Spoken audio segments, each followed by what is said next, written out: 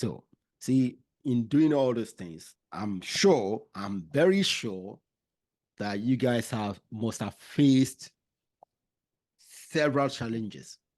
Okay. So tell me, what kind of challenges have you guys encountered in this work? Oddly enough, and I'll keep saying this, when you start at the bottom, it gets rid of a lot of problems. Yeah. The biggest challenges we face today happen when we try to implement solutions at the highest levels. Wow.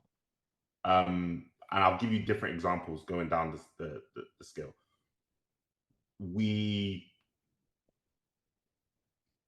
When the NSARS protests were happening in Nigeria, 2020, yeah. 2020, yeah. Yeah. We wanted to get some funds over to support with protesters. Yeah. And I think as the day before we were trying to get those funds over, the Nigerian government had blocked transfers. Wow. In. Maybe I don't know if it was to specific accounts, but must have been. Yeah, we couldn't get money in. And we had in our community, we have a process of voting. So actually, before we send money anywhere, we hold a vote, and our community members say, yeah, this is like, we like this proposal, this is something we should support. And so we'd already held that vote, we'd already promised we're going to get this money out. And then this block happens, and internally there's a lot of policy around, do you skirt government? How do we report this? We essentially made the decision to say, we're gonna skirt this, and we're gonna send it in Bitcoin actually. Ooh. So we eventually sent it in Bitcoin, and that's how we skirted the problem. But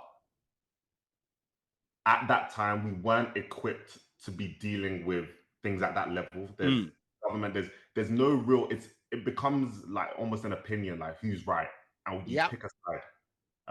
And that always makes things difficult. And then if you go up a level, and this is actually a reason that caused us to make quite a big shift. We initially said, and it speaks to the problem you were discussing at the beginning, actually. So you'll see how now I'm quite aligned with you in that. We initially said, hey, we're providing funding or resources for Black communities.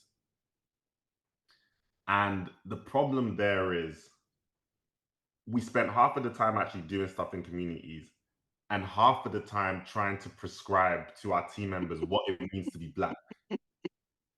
And, we ultimately came to the decision that this is a high order conversation that's being had for many years.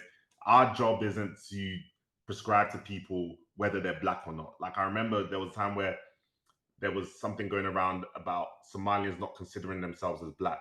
Okay. And then it was kind of like, oh, Kwanda, do you consider them Black? Like, if someone says they're not Black, but you're saying, hey, we're going to give you funding because you're Black. And it was just like, this isn't our job. Like, we want to help people on the local level. And so we it was a tough decision to make because, again, a lot of people that have the ideology that we're all Black, we all have a shared experience, they felt like it was a bit of a cop-out for us to remove that and say, actually, we're focusing on communities, not the wider. But that's actually more of the challenge we faced was more around how do we get our team to focus in a particular place if these terms are still loosely defined. Do you know why it happens? Because when you go a notch up beyond the community, it becomes political. Yeah. And that's it. And that's a different skill set entirely. That's it. Once you go beyond communities, it becomes political.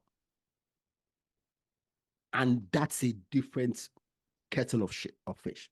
Yeah, and I'm personally not With that, if I'm being honest, interested. I'm very much a numbers, like I like being a computer. I like seeing like, okay, we managed to help 1,000 people, 1,500. That's kind of the thing that drives me.